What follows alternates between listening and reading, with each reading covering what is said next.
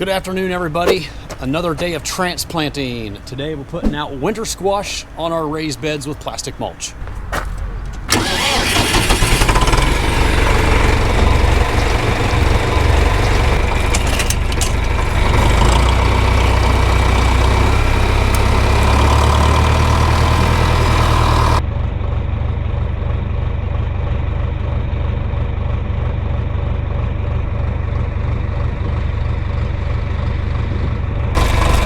There's the zucchini we planted last week. I see yellow blossoms. We should be harvesting here in just a few weeks. All right, the old boss is back here in the transplanter. I decided to do a little transplanting and I'll show you how this thing works. I already showed this in detail on another video. So if you want to see all the details, I'll link that video up here so you can check it out, and I'll put it down below in the description box as well. So right now we're planting spaghetti squash. We have our 72 count tray in front of us. We just pull one out and shove it into this little hole that is being punched by this water wheel. I'll show you the other side of this wheel here in a moment. So there's a water tank on top with fertilizer, starter fertilizer in it, and it's on this other side that you can't see right now. It's shooting fertilizer water inside the wheel. Below each spike there's a hole, and it's releasing this fertilizer water into each hole and punching a hole for us to stick our transplant down in.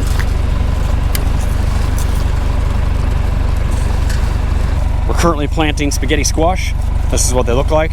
Really nice root structure. And we're just going to take it and shove it down in that hole. And when all that water dries up, it'll seal up around those root balls, and these plants will take right off.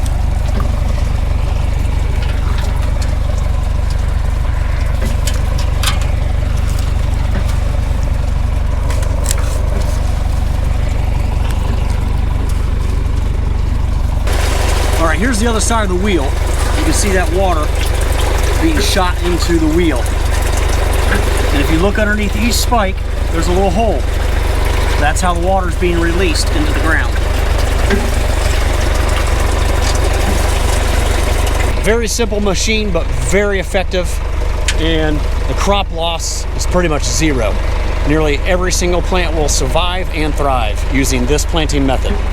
We got 2 rows of spaghetti squash and 2 rows of butternut squash. And then if we have time before dinner, we're gonna move over to the other side of the field, and we got 1 row of lettuce, but it's a triple row. So it's 1 row of plastic, but we'll put 3 rows of lettuce on 1 row.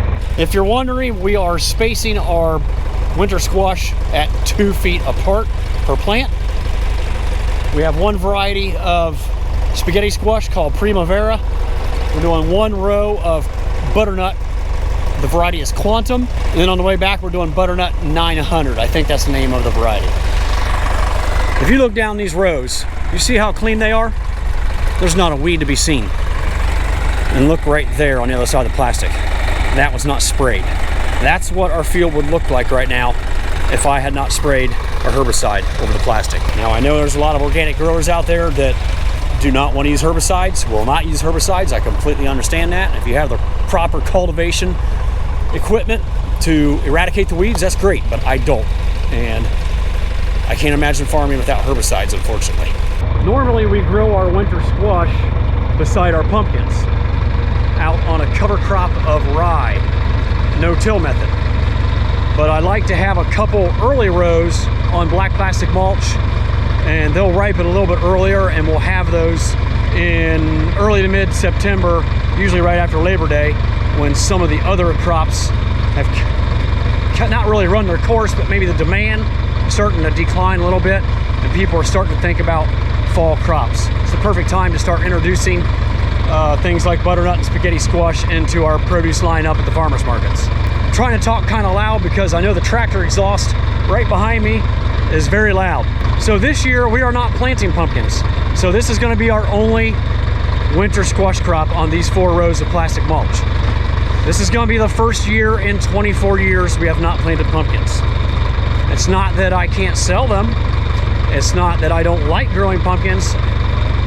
It's just that I needed to take 1 year off from pumpkin planting so I can travel through New England for several weeks with my wife in our RV. We have been putting this off for a long, long time. We celebrated our 25th wedding anniversary last year, and this is kind of a postponed anniversary trip, if you will. So this October, I will not be farming. I mean, I'm sure I will a little bit. I'll be helping with the grain operation and cleaning up the fields, but about 2.5 weeks of that, we'll be traveling through New England with my wife.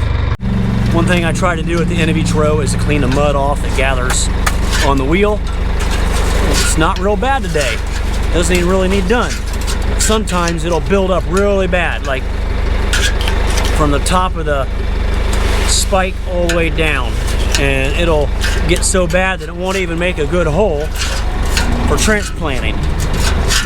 But there's something about this shape of wheel. See how that spike is not a perfect triangle? It's got like this weird shape to it, and they stay a lot cleaner than my other wheels that are shaped with a regular triangle and not that shape. Now we're loading up all our lettuce. This is romaine.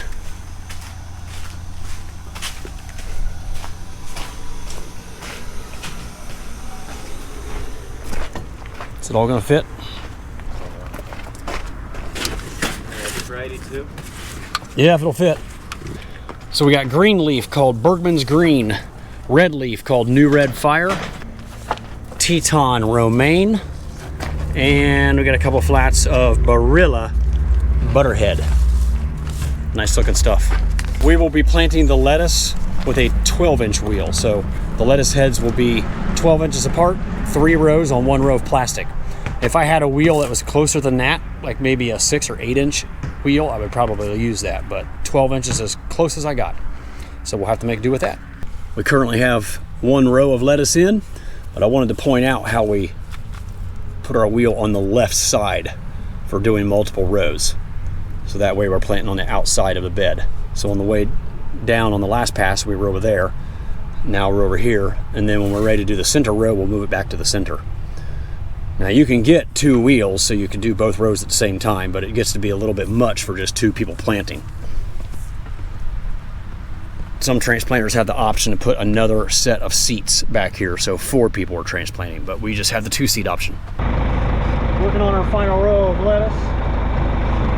Row 3 down the middle.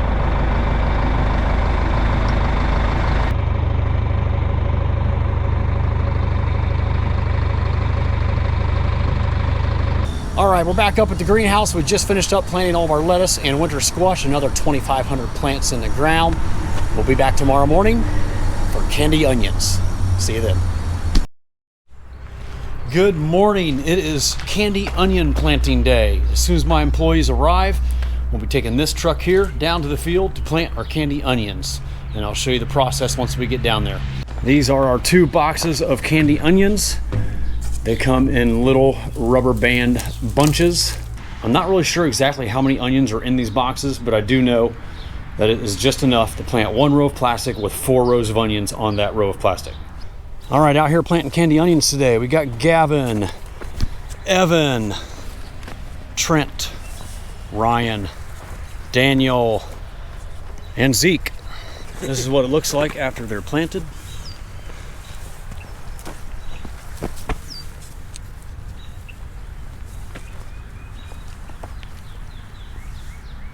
So to make our holes on the plastic, I'm using this 2x4 with screws screwed into the bottom of it, and they're left out about 1.5 inches, and the spacing is 6 inches. So if you look down here, you can see the holes that have already been made. We're doing 4 rows across the top of this bed, 6-inch spacing on all sides of each hole. There's 2 rows of drip tape in here. There's 1 row right here and another one right here. So we're doing 1 row on the outside of the drip tape on either side, and then 2 rows in the middle between the 2 rows of drip tape. And here's how we do this.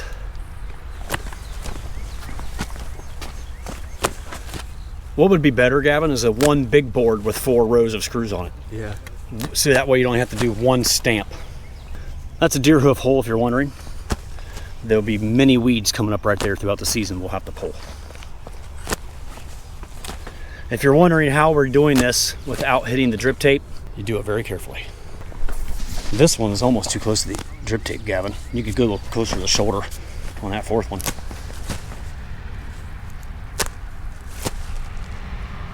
Pretty simple. Definitely a lot of kneeling down for a couple hours. And I guess the best way to make this more efficient is to have a longer board and 4 boards attached to each other. So you could do one stamp and maybe get 4 rows of 8 feet in one stamp. But we're only doing this once a year for a couple hours, so I just never take the time to improve the technique or the efficiency of this onion planting. This has always worked for me, and maybe next year we'll change it up a little bit and make one of those bigger boards for stamping these holes. Crops are looking good. I'm starting to notice more green out here. Got to spray these darn eggplant again. You can see the flea beetle damage. And we got potato beetles out here. I think that's what those are. That one's off the plant, thank goodness. But they're hard to kill. They like to get right down in the whorl of the plant and eat that new tender growth. I'm not seeing any, that's good.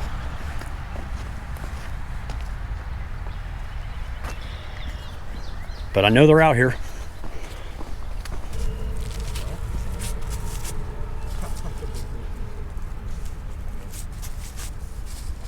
I like that, how you're pushing the soil in around each one.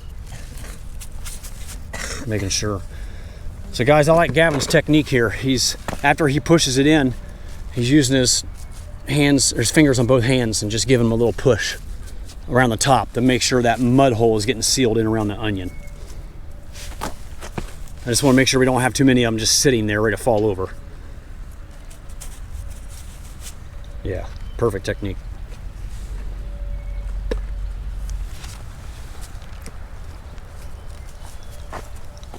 And if you have a deer hoof hole right where the onion goes, I'd go ahead and plant one in there. Alright. Should I put one on each side or just... Nah, just put one in there. I'm sure there'll be weeds to pull later on, but that's all right. If you're not 100% sure they're going down in there deep, make sure you give them just a little push around both sides of the root, just to make sure that dirt's closing in on them. All right, making good progress. Only 300 feet to go. It is shaping up to be a beautiful Friday here on the farm. When they finish planting onions and the 4 girls get done picking red round tomatoes in the other greenhouses, everybody will convene here in the grape house to pick grape tomatoes next. On hot sunny days like this, we roll the sides up instead of relying on the exhaust fan. Yesterday, it was cool and cloudy, and I was able to just leave these sides down and rely on the exhaust fan. But on days like this, there's no reason to waste electricity. So I'll turn off the exhaust fan breaker, and we'll use the roll-up sides for some free cooling.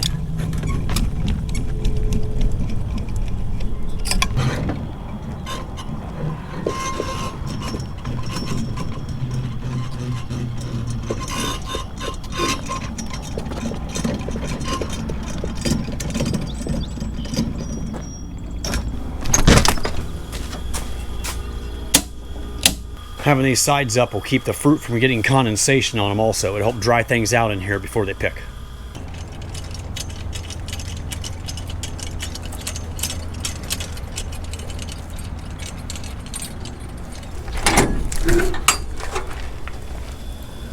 Get this exhaust fan flipped off too.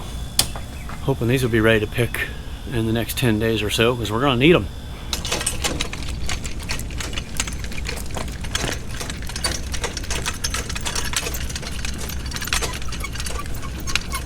All right, everything seems to be under control around the farm. So now it's time for me to get our box trucks backed up and start loading for tomorrow's farmer's market.